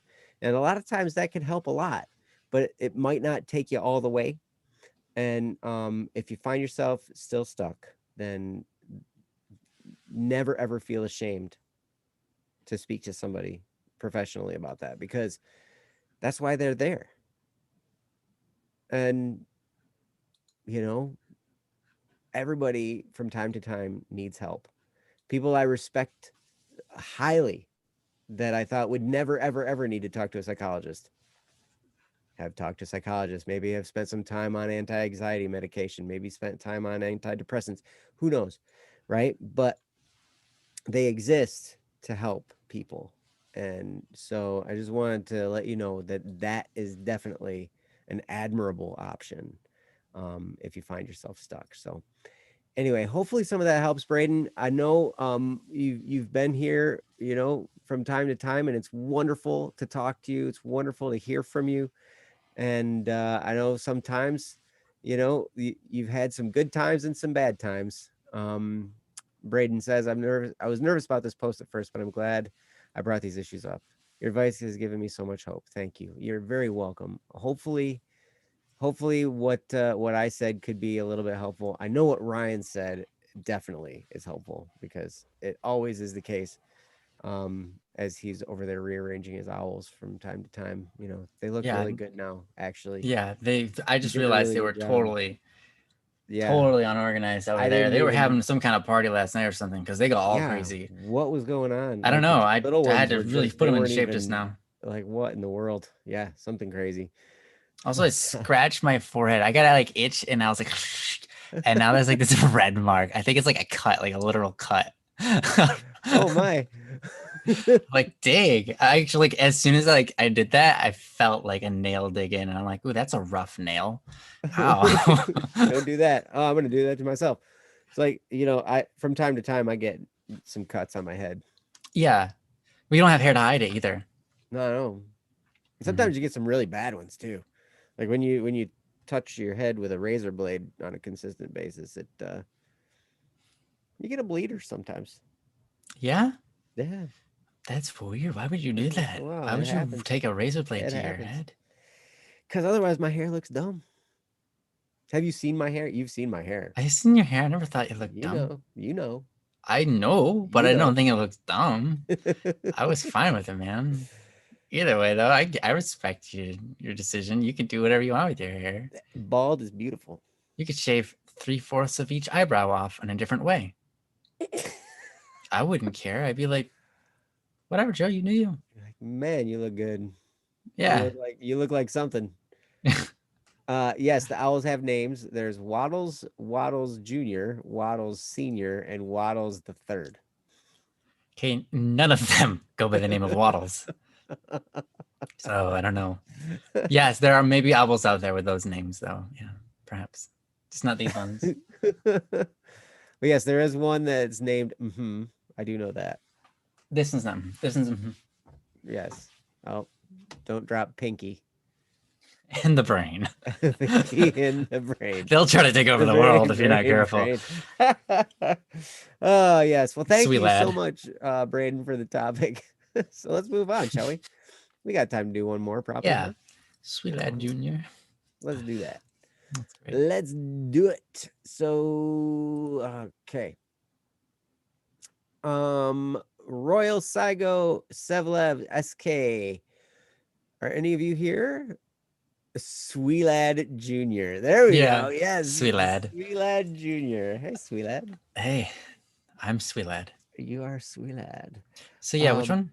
I think we're gonna go with Blue Dragons. Sweet. Yeah. Blue Dragon. I love the stuff you're posting in the chat. Thank you. Oh for yeah, your yeah. Contribution. Blue Dragon's to that. awesome. I've gotten the chance to hang out with Blue Dragon recently quite a bit, and Oh yeah, in the voice chat on yeah, Discord. yeah, he's a lot of fun, and he's got a great attitude always. I love that guy. He's so cool. Yep. Absolutely. Absolutely. All right. So let's see. Oh, you're very welcome. See, look at this. I'm incognito. I'm gonna do this. Bang. Ooh, did I get it first? You just cheat to win? You did though. You did win. Nicely done. Ooh, I just had to not mention that I was copy pasting the topic. I apologize if you. Yeah. Wow, and you got one in before Princess too. Princess was busy preemptively apologizing. Yeah, There we go. it's all right. That makes sense. Awesome. So yes, this is called Dealing with Space from Blue Dragon. And Princess, take it away. How do you deal with the sadness of not being able to spend time with friends and family during quarantine? And what are some things you can do to fill the many hours stuck at home? It's not for myself, but I feel a lot of people are going through this right now. From Blue Dragon. This is a very interesting topic. I personally, from my perspective, I don't know. I like social distancing, but I'm an introvert. So that's kind of like, it's an excuse for me to go further inward, I guess. Mm.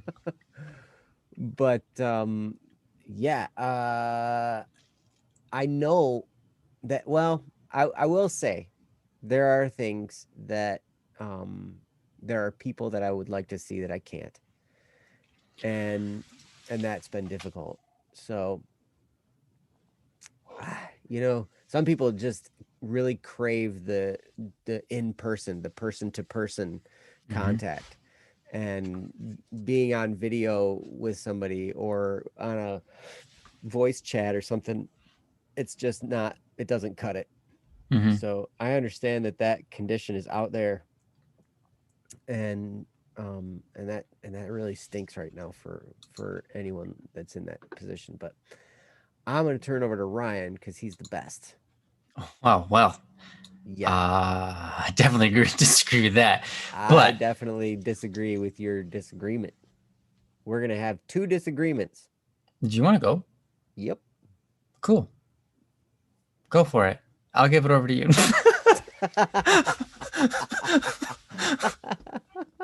Actually, like that. Nice. Okay. Yeah. So, he's the best rabbit ever.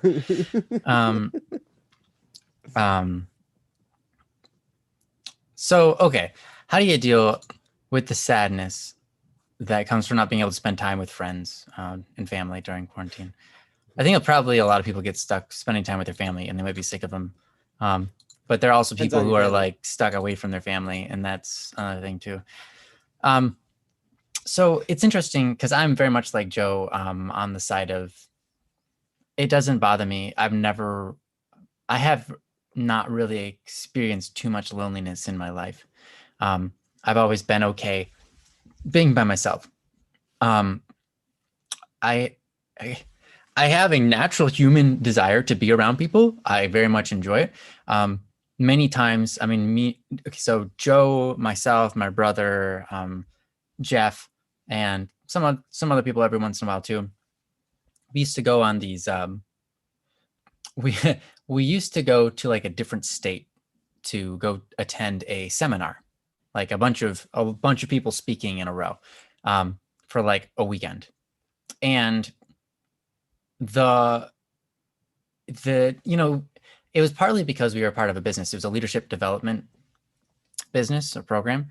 But the whole reason I went was to be around people, was to be around Joe and the other people that were going to be there, because it was a lot of fun for me just to be around them, because we got this kind of more intimate one-on-one time where we could talk about stuff, we could plan, get excited about the future and just enjoy each other's company, go out to eat and whatever. It was great. Honestly, there's this great appreciation I have for that type of, I guess, communication, that type of just being around people in the flesh that you don't get from being generally online and stuff, right?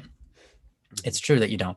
So how do you deal with a lack of that? And I think that is to, one thing is to kind of try to change your perspective a little bit. Of course, like anything, if you can realize that, one, you don't need it, right? If you can realize that you don't need it, that helps.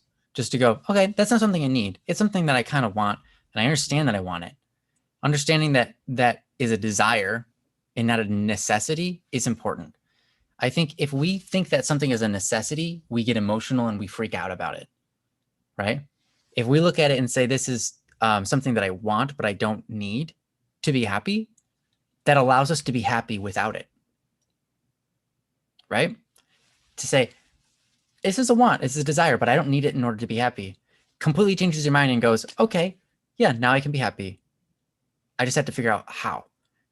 But before you do that, you might think that I need this in order to be happy. I need this in order to be happy. And then you will never be happy because you've programmed your brain to never be happy unless you have it. And that's totally the wrong move. So for anybody who's experiencing this out there, I would say first and foremost, realize that happiness, we just talked about this, no one can and nothing can forever satisfy you. Happiness comes in the moment, but happiness doesn't come through experiencing relationship with people in the flesh. That's called joy. And that is a beautiful thing. But happiness comes from doing something that produces virtue within yourself. That's where true happiness usually comes from. Happiness is a sense of being satisfied with yourself in a way. Like I'm satisfied with the fact that I did this, right? If you're going to go, hey, I'm going to exercise, and you actually exercise, you will find yourself to be happy in life, right? For the next few days, you'll be on that rush of like, man, I actually exercised that day. I feel happy, right? Because you're satisfied with what you did. If you're like, I'm going to go exercise, and then you're like, nah, that's too much work. I'm going to go lay in my recliner and eat some Doritos instead, watch some TV. You're going to kind of not feel happy. You're going to feel pleasure in that moment. You're going to feel maybe a sense of joy, right? But you're not going to be happy. You're not going to be happy about your decision. You're not going to be happy about yourself because you know that you had the opportunity to do something great and you chose not to. It's just the way it is. So if you are in a position where you don't have people to hang around and you have that sense of loneliness and that's making you feel down, take this time, and this is the perfect time in life right now. Take this time to invest in yourself by doing those things that will produce happiness within you. Do those things which produce something good within you. Creates a better you. Creates virtue within yourself, right? So if you think about like, what can I do to better myself? If you start doing those things, you will find yourself to be happier. Now, you won't do away with the sense of loneliness, right? That's just something that you have to deal with right now. But you can get over a lot of that hurdle just by being happy with yourself. Here's the thing. A lot of times people experience loneliness not because they are alone, but because they desire other people to make them feel good about themselves. Most people who say they're lonely are actually just experiencing a depravity of self-happiness, of self-joy. They don't like themselves. There's something about them that they are not okay with. And so they feel loneliness because they rely on others to make them feel that, hey, I'm okay right now. The thing is, the only reason that we actually feel okay during those moments is not because those people approve of us. It's because we stop thinking about ourselves. We stop worrying about ourselves when other people approve of us, right? If we worry about ourselves, we are not happy. If we're in a crowd and we're like, I don't know what people think of me. I don't know. Maybe they think I'm like bad, or maybe everybody hates me here, all that kind of stuff. You're going to feel lonely. You're going to feel like no one accepts you and so on. But as soon as someone comes up to you and says, hey man, you're pretty awesome. You're like, oh, I'm relieved. Okay. I guess I'm not a bad person. I guess people don't hate me. And then you don't feel alone anymore. That has nothing to do with loneliness. That has nothing to do with being around people. That has everything to do with your own image of yourself, right? So if you can fix your image of yourself, you will satiate that feeling of loneliness, that desire to be around other people, because your desire to be around other people might be, now I'm not saying 100% is the reason, but it might be caused by the desire of other people to accept you, because you cannot accept yourself. There is a very big culture of acceptance in the world today, and I really dislike it. Yes, we should accept others. That shouldn't be a question. But it's that you have to accept me or I don't like myself. That's a huge problem. Because you can't expect, if you don't like yourself, expecting other people to do so only puts you at risk of more self-hate and realizing that other people can't infinitely forever tell you, hey, everything you do is okay. And yes, the thing you just said, that's good. I'm glad you said that. Okay. And then the next thing, okay, you just took a breath right there. That's good. I approve of that. And then, it's like infinitely we will recoil and hate on ourselves until someone says it's okay. That's not okay. You have to stop hating on yourself. And when you stop hating on yourself, then you realize it doesn't matter what other people say, right? And then it's okay if the world doesn't accept you, because now finally you realize it doesn't matter, because that's not where happiness comes from. It doesn't come from them. And I've said it before, if you want other people to make you happy, you're putting responsibility on them that they have. It's not fair to them. It's totally 100% unfair to other people to ask them to accept you when you can't even accept yourself, because no one can. That's the thing. You cannot accept yourself fully because none of us are perfect. And that's okay. We weren't put in the world. Like we just had this kind of conversation. We weren't put in an imperfect world, right? To go, oh yeah, I'm perfect. We can't. It isn't physically impossible. It's mentally impossible to accept yourself fully, because we realize we make mistakes. We realize we're going to have regrets. We realize there are imperfections about us. And so to desire that is in vain. You need to stop desiring that. Stop desiring the affection of others so that you can approve of yourself. But give that affection to others and find that there is much more joy in the aspect of giving that love than there is in receiving. And I think a lot of times maybe that's what people miss too. When it comes to loneliness, we're all separated. We can't be around each other, and we desire so naturally and so strong to give love to others, and we cannot do it. And if that's the side of the boat you're on, where you're like, I just want to love on people and I can't do it. I don't have physical contact to rub up against someone and, bump their shoulder or whatever, or pat them on the back or give them a hug or slap them on the face. I can't do anything. and it's frustrating because I want to share my love with people and my hand on their face with people. Yeah. I love you. I love you so much. I love you so hard. Like, if that's the situation that you're experiencing and you're just like, and you're feeling this inner turmoil just because you've got all this pent up love to give and you can't, and it's just like suffering because you can't suffer. Here's what you should do. Send people letters. Send people postcards. Send them emails. I know that it's not the same as a physical touch. Here's another thing you can do. Get yourself out of your stinking Frady cage and go visit them if you can. Now, their Frady cage might be bigger than yours and thicker than yours, and they're like, no, you can't come in my house. But if it's not, go inside. It's summertime. Yeah, it's summertime. That's true. At least here.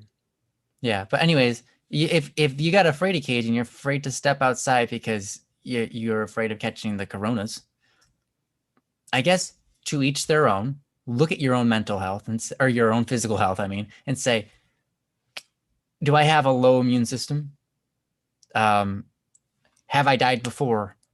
Have I been close to dying before? From illness, right? Am I above the age of blah, blah, blah? Because I am not a doctor. Do whatever the doctors tell you. But the thing is, for most of the people listening, you are young and your immune systems work, and you're not going to die if you get a flu, because that's what the corona is. It is a flu, and you've had the flu before. The issue with corona is it is a flu that attacks your respiratory system, which is the hard part. Because not a lot of flus do that specifically as this one does, and that's the issue. But you've gotten the flu before, and if you're young, probably okay. Now, I'm not saying go out and get sick, but what I'm trying to say is this: if your fear is holding you back from joy, if your fear is holding you back from having a relationship with somebody, if your fear of being sick is holding you back from giving someone else joy in their life, then you can accept that and just do nothing and be sad about it. Or you can say, I'm going to get over my fear and I'm going to go out there and maybe I'll get sick and take the repercussion of it. Maybe I'll get a little bit of self-harm and that's going to stink. But at least I got to go out there and do something. At least I got to go out there and give some love to some people. What's more important? I guess that's the question. Because both physical health and mental health matter. And sometimes you have to make a sacrifice for one or the other. And that's okay. That's how life is. It always will be. And it's up to you. But again, I'm not a doctor. Report to your physicians about any of that. They're going to recommend, if you want to go over there, wear a mask, things like that, probably. But ultimately, I think that's fine. You should be safe. I want you guys to be healthy for sure. If you're physically ill, it's hard to do anything else except for sit in your bed and lie there and wait to get better. So obviously that's a repercussion. But the thing is, if you are over the top afraid that you're going to die if you get sick, that is a sickness in itself. And that is actually more scary to me than the sickness, because when you are afraid, your body is not at its peak at taking care of illnesses. When you stress out, you actually are more likely to get sick than if you're not stressing out. So I would recommend try to stop listening to the news. Stop taking all that bad information in, because you're only going to freak yourself out more. Let it kind of calm over. And if you feel like, hey, you know what, I'm going to go visit my friend. Don't sue me, but I'm going to say I encourage it, because being afraid and being confident will completely change whether you get through your sickness or not. If you do get sick, it's just the facts. But yes, absolutely be safe. But anyways, it's kind of a touchy subject, but I honestly, if you are so inclined that you need to spend time with people in person and physically, then incur the risk if you think that risk is worth it for you. But yeah, and I don't know. I can't really say much more than that. But Joe, do you have anything you got to say on it? Yeah, I do. Thank you.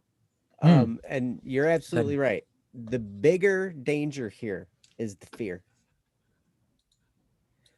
If you follow the recommendations of, the science that's out there and everything with regard to the virus and everything like that, I mean, it's not that big a deal to wear a mask and to stay 6 feet apart. Right. That's really what they're saying to do, right? Like, you can be around other people and still be 6 feet apart and have a mask on. And it's not that big a deal. Like, my mom, she's a cancer survivor. She's had, I don't know how many surgeries in the last few years. And she's beyond what's the mark? 62, I think. something like that. I don't remember the age. Yeah. But So like that's a high risk category, right? And like she is this type of person that needs to be around people. Well, not needs.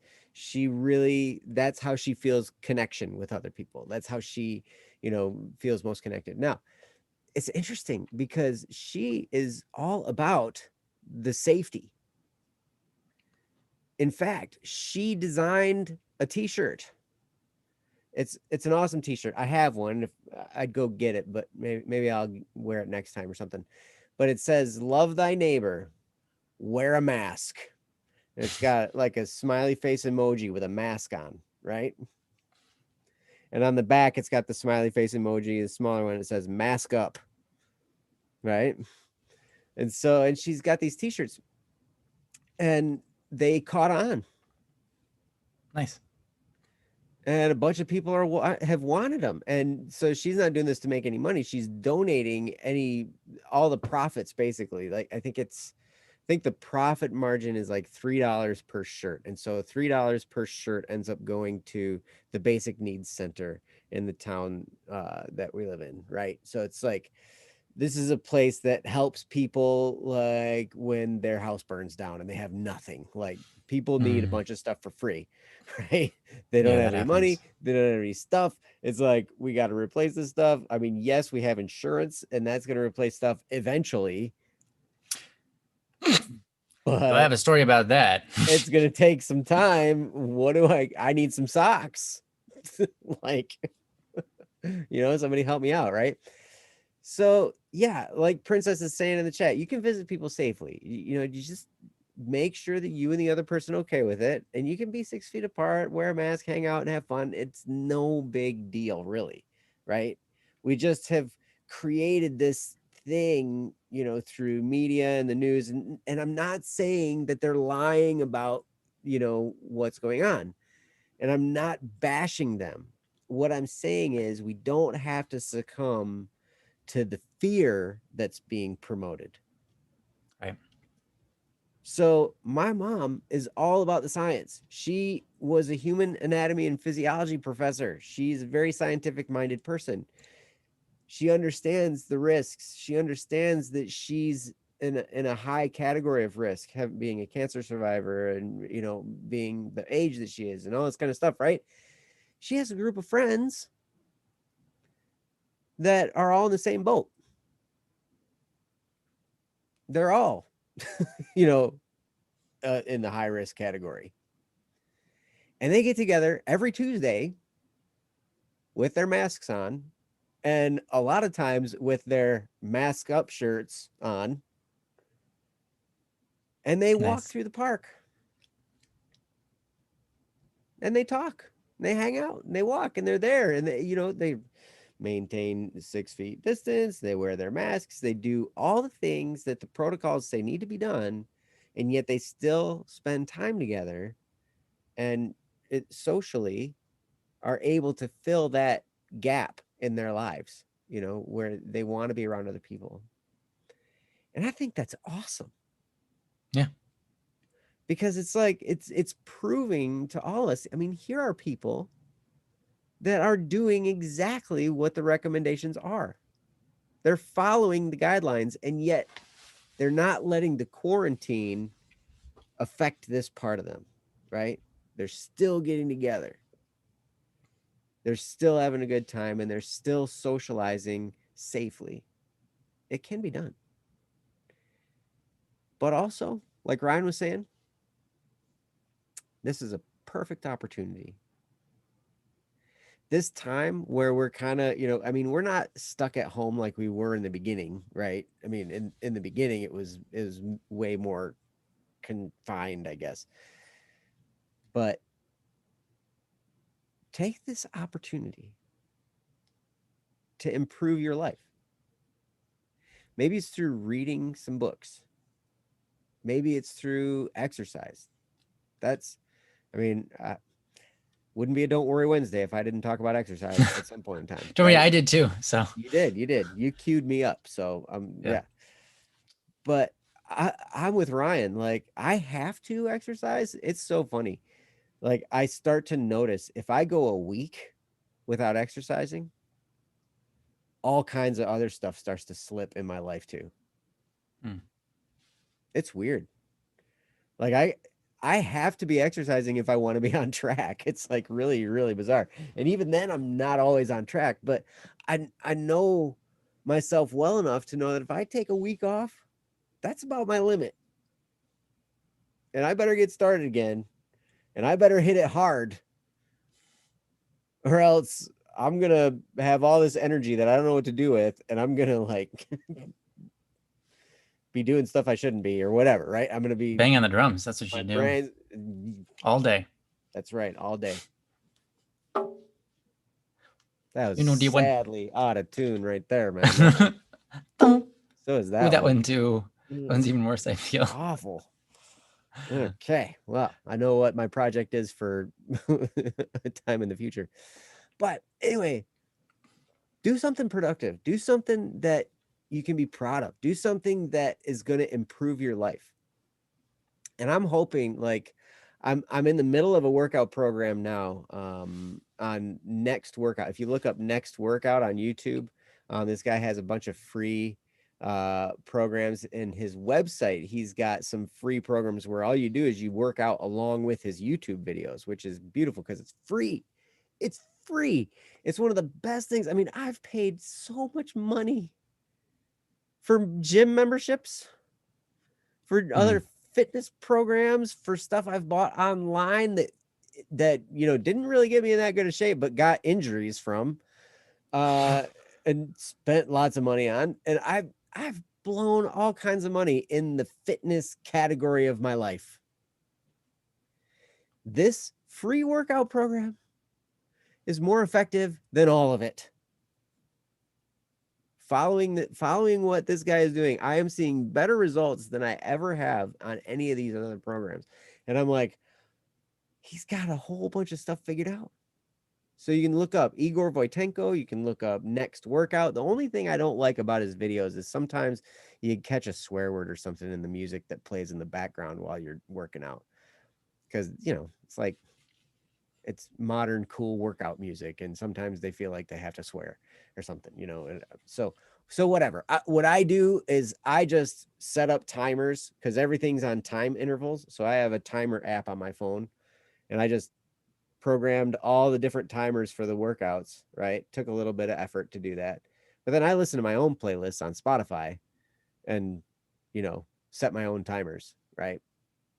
But it was free. Like, it's amazing. It's amazing. So it's kind of inspiring me. Once I get finished with this and I kind of get some things figured out, I want to take some of what he had and some of the other stuff that I learned from some other programs, and I want to kind of mix them together and create some programs eventually that, you know, all like 15 minutes or less of workouts that would be really, really helpful for people that don't have a whole lot of time to just work out or don't want to commit a whole bunch of time. That was always one of the things, like, man, I don't have time to spend an hour at the gym. Yeah. I loved swimming. I was on the swim team and I loved swimming for exercise, you know, and as I got to be an adult, I would get memberships at places with pools, which is way more expensive because they have a pool, right? Those are the more expensive ones.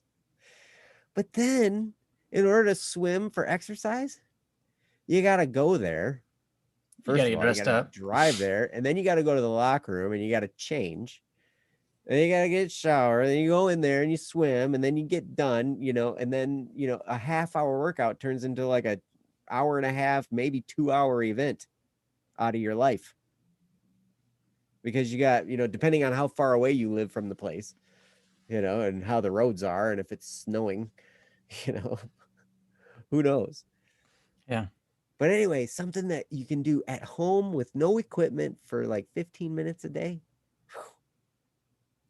That's like a dream come true, because then it might be hard, but at least it's not going to be hard for very long. You're going to get through it, right? But, oh, thank you, Princess. Hyrule says, what is snow? It's that thing we have in Michigan. So ultimately, what you're Ryan's saying favorite is thing. for people. No. So you're saying is for people who feel lonely during this quarantine experience, Exercise. That's a Sounds great thing. unrelated, but it's accurate. It really would. Because if you work on yourself, you improve yourself. A lot of that will. This is a perfect time to do so. One, and two, it will make you feel better about yourself. Thing is, you have a relationship with yourself, so you're with yourself all the time. You're not alone. Mm-hmm. But how is your relationship with yourself? If it's not good, that's a good thing to work on. Yep. Princess, that is the right link. That is Igor Voitenko. Igor Voitenko. I like Igor Voitenko. Voitenko. Yep. He knows what he's talking about, and all his workouts are like no equipment, which is beautiful, and it's free. I was like, oh my gosh, just what I needed, because I'm broke and I don't have a whole lot of time. So, Nice. yes. Saul, what's the song? I don't want to work. I want to bang on the drum all day. Is it Bang on the Drum All Day by Todd Rundgren? I think somebody Rundgren. I don't know. Yeah. But you know what I'm talking about. Great song. Great song. Oh, that's right. I love that song. But anyway, I hope some of that's helpful. Ryan, did you have anything else?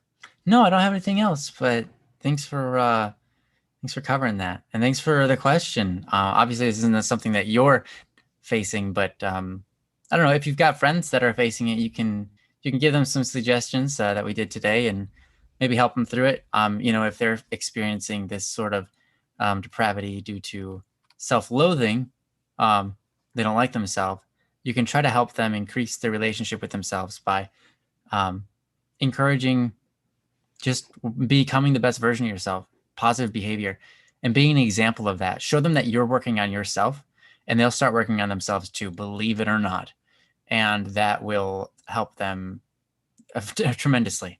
But yeah, thank you so much for the topic. Thank you so much. And so I think that's probably gonna about do it. We're right at the 2-hour mark. Thank you guys so much for being here. And yeah, I'm probably about 10 minutes or so. I'm gonna head on over to the Minecraft server if any of you guys Nice. want to jump over there. Ryan, I know that it's frustrating for you to go there. It's not too bad, but it is pretty. I've been getting disconnected every 5 to 22 seconds. Yeah, that's sad. Well, maybe you can research that and figure out something. I don't know if it's that important to you or not, but I don't know if it's possible to change, but I can research it. I did some research already, but okay, maybe I'll find something new. All right. Well, anyway, cool. But anyway, guys, head on over there if you want to. I'd love to see you. And otherwise, we'll see you guys next week on Don't Worry Wednesday. Until then, we love you. Know that no matter where you go, our love follows you behind you, but not in a creepy, weird way. In an awesome, wonderful, happy way. Yeah, the best way. You're welcome. Kind of way. Yeah, you're welcome. You're welcome. I used to my coworker, I used to answer their phone for them sometimes. I'd be like, hey, this is so-and-so's phone. You're welcome. You're welcome. Oh my gosh. Oh my. All right. Wow. Thank you guys. We love you. See you later. Bye. Peace. Yes. Thank you, Jesse. Princess. Thank you. You guys are awesome. Mm-hmm. Mm-hmm. See you later.